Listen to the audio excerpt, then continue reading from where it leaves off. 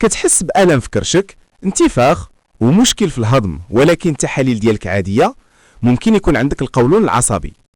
أكبر سبب ديال القولون العصبي هو ستريس والتوتر، حيث الأعصاب كيأثروا مباشرة على حركة الأمعاء.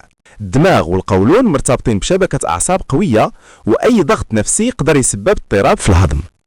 الناس اللي عندهم القولون العصبي الأمعاء ديالهم كتكون حساسة بزاف وكتحس بالألم حتى مع حركة عادية. كاينين أكلات بحال الحار، المقلي، القهوة والحليب ممكن يزيدوا الأعراض ويسببوا الانتفاخ.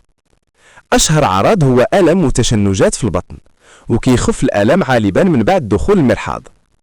انتفاخ في البطن مع إحساس بالامتلاء وكثرة الغازات خصوصا من بعد الماكلة. بعض الناس كيكون عندهم إسهال متكرر ومستعجل خصوصا في الفترات ديال التوتر.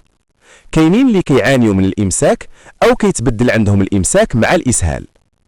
إلا بغيت تخفف أعراض حاول تنقص من ستريس، نظم الماكلة ديالك وشرب الماء بزاف ومشي للطبيب إلا بقات الحالة.